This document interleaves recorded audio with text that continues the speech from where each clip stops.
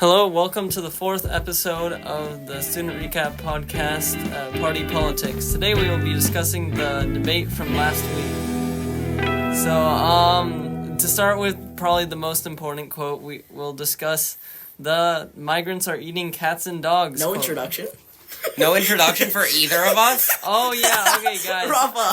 Raphael. Keep this in. We have Pranjal and Benjamin here. Benjamin will be sort of a moderator. Pranjal will be often attacking me for my views. And we have Ethan as spectator. You don't gotta mention the spectators. You don't have to mention Ethan! Okay. Bro. Keep that in. You gotta keep all this in, though. So the cats and dogs comment has been fully disproven as one.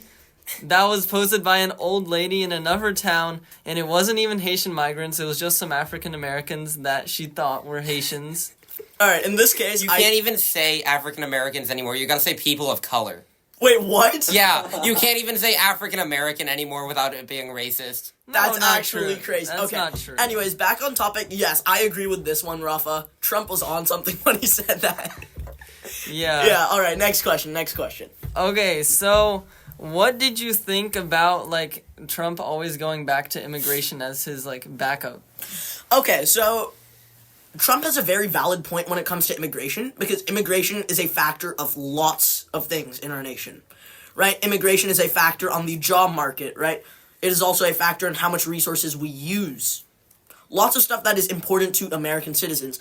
And if in some way, right, migrants who illegally entered this country, right, they have no papers, who have no papers here, if they are taking more opportunities than actual true Americans, that would have a significant blow to America itself, in a sense. Pranjal, Right. define true American. Alright, so true American is anyone who really has a citizenship, or anyone who is legally inside America and has some sort of patriotism to the United States of America and its flag, maybe even. Benjamin says this as he wears a mask produced by BYD, a Chinese company. Okay. Okay, no, that's not Hey, they're relevant. cheap. Okay, so here's what I say. If these towns are already failing anyways, they're not taking jobs. They're just taking back what was sort of lost. Like in back to the cats and dogs thing. So in Springfield, it was Whoa! Why are you changing the topic all of a sudden? Hold on. Wait. No, keep it on topic, Rafa. No, but it connects because Okay, basically the okay. town, it was losing population every year, and the Haitian migrants, even though they were a surplus, they came back into jobs that would have closed down stores or other businesses, and they're hard workers. May I ask you a question? Were those Haitian migrants legal? Yeah. Alright, so that's perfectly fine. We're all for legal immigration. The issue that Trump is trying to highlight is illegal immigration. There's no issue with immigrating properly, getting a green card, getting a work permit, getting a work... I'm not even sure if it's a work permit, work visa or something. There is no issue with that. The issue is with illegal migrants who are coming across, and then also, that will also open doors to cartels in order to fuel more drugs inside of the U.S., right? Because if our borders aren't going to be maintained that well, cartels can easily come in and out, they can do whatever the hell they want, right? Well, okay, so distribute. the only problem with that is that the crime already existed in the past countries, and as when the Americans they came into our land and then they had disease that spread to the Native Americans. Who is our land, Rafa? Well, our land as in the nation currently, America. And so Americans came into our land, and we consider ourselves as America. What are you trying to go on with this? But basically, Americans or the British pilgrims brought disease, and it killed the natives. The migrants, not that they're a disease, but they bring some bad stuff with them, like a small population of them, into the country, which results in the cartels. Alright, but the thing is that cartels have such a grip on lots of other countries. I'm probably wrong on this, but lots of Central American countries, maybe besides El Salvador, who's been cutting down on their crime rates. I'm pretty sure the Darien region of Panama especially has a huge issue with drug trafficking and cartels, right? And so these little things that say, oh, it's only like so small, nothing's gonna happen. These little things, they'll slowly build up, roll up into an exponential state. Well, the thing with the Darien Gap is that it's not actually inhabited, so that's like false. The Darien Gap is Okay. It's just so just because the Darien Gap is an area where lots of migrants from, I'm pretty sure Colombia borders, from Colombia, they want to try and pass through that in order to go to the Americas, right? Yeah. And so, the drug cartels easily have, like, an area where there's lots of vulnerable people with not much on them. They can take advantage But of they that. but they already have right? deals with the Mexican cartel, so just ship on the Pacific coast. Buddy, they don't have buddy, to not all cartels are affiliated with the Mexican cartel. Well. Okay? Well, there's a difference. Some cartels have actually realized that the drug trade is less profitable than smuggling bodies into the U.S. illegally. Look, there's also a difference between gangs and cartels because MS-19 does not deal in drugs, but they are a gang. But let's just say the Sinaloan cartel, they actually deal with both drugs and violence. So... Wait, where's the Sinaloan cartel located in? It used to be in Mexico. It got shut down. And so I assume lots of these cartels examples, you were talking about Mexico, right?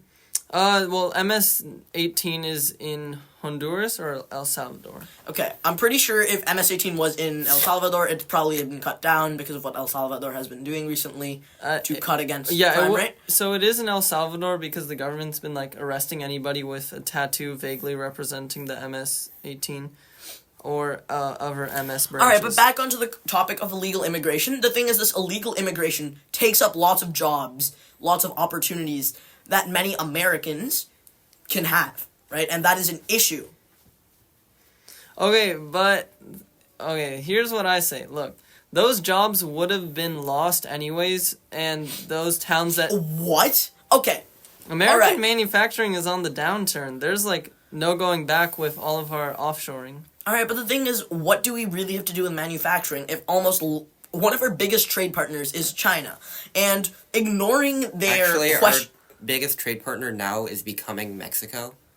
Wait, really? Yeah. For what? And if you... For cheap labor and other things. Oh. For, like, manufacturing and farming. GM's probably gonna build you're a talking plant about there. manufacturing in a sense of... I thought you were talking about manufacturing. Well, manufacturing and farming. Okay. For manufacturing... Okay, so U.S. manufacturing, I'd understand that Mexico would sell cheap labor. But the thing is, we can also rely on Chinese markets a little bit. Because they have lots of production. Surely with unethical ways, questionable ways, but they're producing stuff.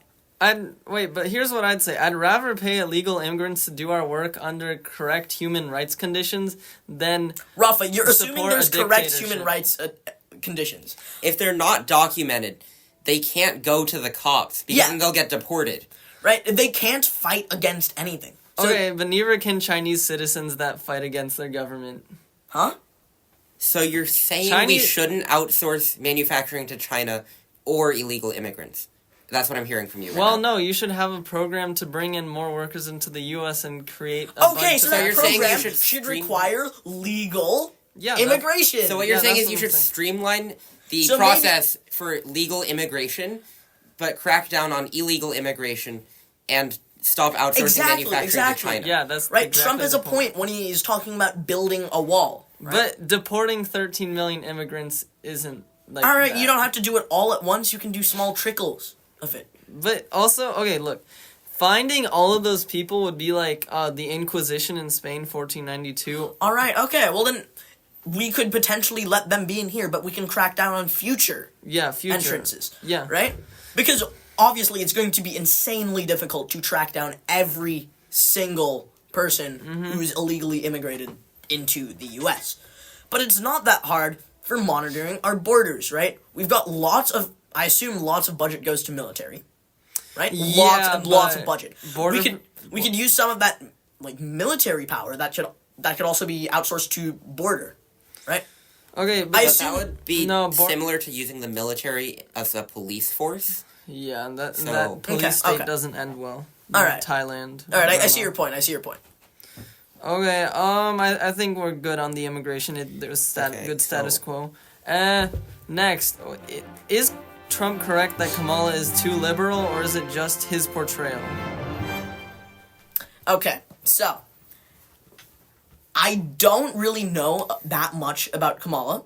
as I haven't really been focusing on her. Have any of us learned anything about her? Yeah, Kamala hasn't really said what she's going to do in office. Right? She hasn't said much about her actual goals. But the thing is, until this point, it was really Biden versus Trump, and Biden couldn't get a single sentence out, so there wasn't really much that we had to do about it. So Biden then dropped, and then Kamala joined in, right?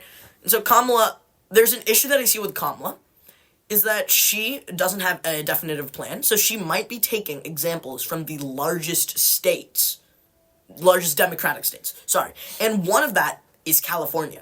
Have you seen what has happened to California as of recently? Well, depends which counties. Rafa, I'm talking about the general area of California. Oh, okay. She was also a California senator and Okay. attorney. Yeah, that also adds on to it, right? So the thing is, California has legalized shoplifting to an extent. People can go in shoplift, I'm pretty sure $500 worth of material, and they can get out of it unscathed. And this was made in an attempt to crack down on how many homeless people are there, right? To help them potentially get off the streets. But it's made it worse. It actually. I'm pretty sure.